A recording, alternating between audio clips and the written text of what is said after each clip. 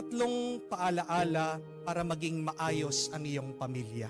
Sa tingin ko po, lahat tayo, isa sa hinihingi natin, hinahanap at inaasam, maging maayos lang ang ating pamilya. Sa dami-dami ba naman ng problema sa ating mundo ngayon? Merong gera, kalat pa rin ang sakit, patuloy pa rin ang kahirapan dahil tumataas ang presyo bilihin ng lahat ng bagay. Kahit na sa gitna ng napakaraming mga suliranin, ang importante lang hindi po ba para sa atin ay yung maging maayos, mabuti at masaya ang ating pamilya. Amen? Kaya nga po ang tanong, anong gagawin natin para maging maayos, masaya at mabuti ang ating pamilya gitna ng napakaraming problema? Tatlong bagay lang po. Number 1, huwag kang maging pabigat. Magiging maayos, magiging masaya, magiging mabuti ang pamilya pag nagtutulungan sila. Pag meron isa sa pamilya nagiging pabigat, babagsak yan. Hindi po ba?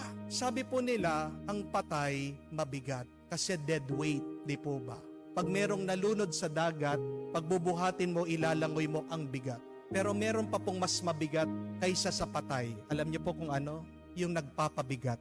Mahirap buhatin ang taong nagpapabigat. At ang isang pamilya, kahit na anong gawin niya, hindi aangat yan, hindi magtatagumpay kung meron isa doon sa pamilya ang nagpapabigat. Amen? Napakaganda ng paalaala ni San Pablo sa atin sa second reading. Sabi niya, be imitators of us. Nung kami ay tumira sa inyo diyan sa Thessalonica, wala kaming kinain na hindi namin pinaghirapan. Kaming lahat nagtrabaho. Nakakalungkot, nakakarinig kami sa inyo na hindi nagtatrabaho, nagtatamad. Ibig niyang sabihin, nagiging pabigat sa iba. At napakaganda ng sinabi ni St. Paul. Sabi po niya, I remind you of our teaching. Those who do not work should not eat. Huwag niyo pakainin yung mga hindi nagtatrabaho. Anong ibig sabihin ni San Pablo? God hates a lazy person. Amen? God will never bless a lazy person. Kahit na punong-puno ka ng talento, kagandahan, kagwapuhan, kung tamad ka naman, wala kang matatanggap na grasya. Amen? Ang pinaka-importante ay yung nagpapagod ka. Effort! Put your back into it.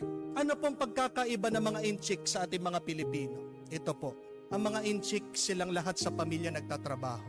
Bata pa lang mga yan, makikita niyo po, talagang sinusubsob sa trabaho. Pero mga Pilipino, basta't merong isang nagtatrabaho, okay na yon sa kanila. Umaasa sila lahat dun sa isa. Ang mga inchik, pag meron silang pera, anong gagawin nila? Pag business nila, pag ninegosyo nila. Hindi po ba? Bigyan mo ng pera, mga Pilipino, ang gagawin po nila, gagastusin. Anong sasabihin? Para may souvenir ako dito sa aking pera.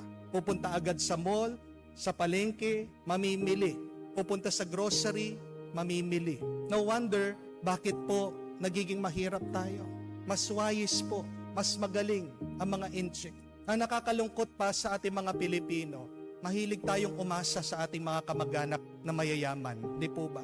Porket mayaman, porket nasa abroad, lahat pinapaasa ng pangangailangan. Pero mali po yun. Bakit? Kasi pag naubusan yung mayaman, paano na yung mga umaasa sa kanya? Wala na, di po ba? Maghihirap silang lahat. Di kamuka sa mga inchik, kung merong naluging isa, at least merong mga iba, may ipon, nagtutulungan sila. Parang namatay na po yung tinatawag nating bayanihan sa atin, hindi po ba? Bayanihan nung unang panahon, pag maglilipat ka ng bahay, tulong-tulong. Kahit mabigat ang bahay, kaya nilang buhatin kasi pag nagtutulungan, walang mabigat ang hindi kakayanin. Ang mabigat, nagiging magaan. Huwag kang maging pabigat para maging magaan ang buhay sa pamilya.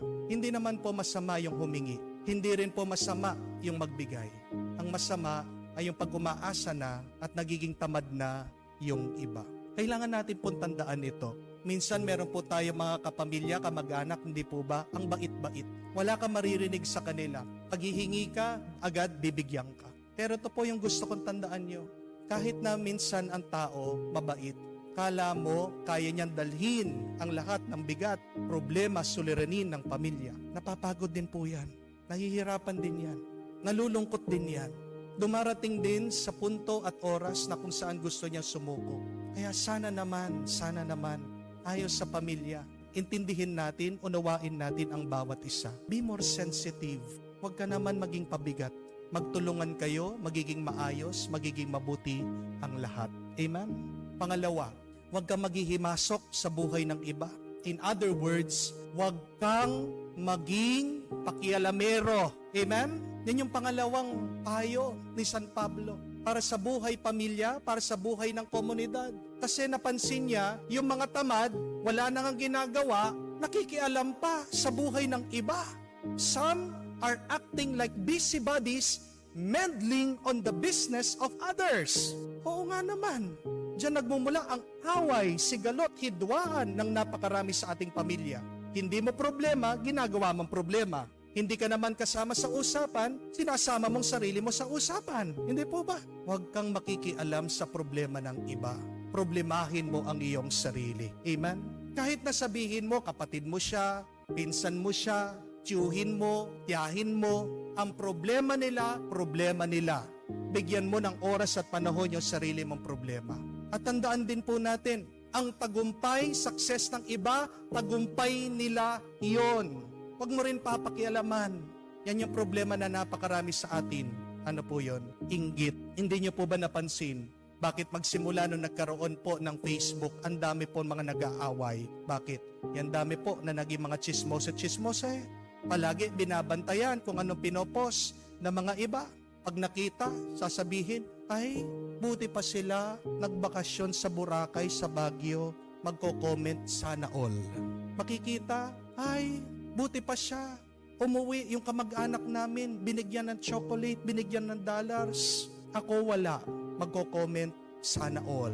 Nagkaroon ng bagong gamit, bagong rep, bagong sasakyan. Ano sasabihin? Buti pa siya, sana all. Sabi nila yung salitang sana all, salita na mga inggitero-inggitera. Pero bakit mo pagkakainggitan ng iba? Bago ka tumingin sa iba, tingnan mo muna ang sarili mo dahil may blessing na binibigay ang Diyos sa iyo. Tigilan natin ang panghihimasok sa buhay ng iba dahil walang magandang maidudulot ito. Kung bibigyan mo ng panahon at oras, ayusin mo na ang sarili mo, wala ka ng oras para tignan o pansinin ang buhay ng iba. Hindi po ba? Yan dapat ang maging layunin natin.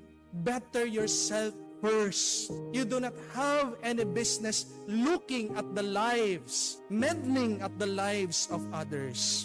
Gusto mong tahimik na buhay? Ayusin mo sarili mo. Huwag kang makialam, manghimasok sa buhay ng iba. Ayusin mong sarili mo, huwag mong titignan ng ibang tao. Amen? Pangatlo, at kahuli-hulihan, kailangan tayong magtiis. Kailangan tayong magtiyaga. Alam ko po sa buhay pamilya o kung saan mang komunidad, maraming problema. Dahil pag naglalapit-lapit ang mga tao, minsan sila po ay nagkakabanggaan. That is understandable.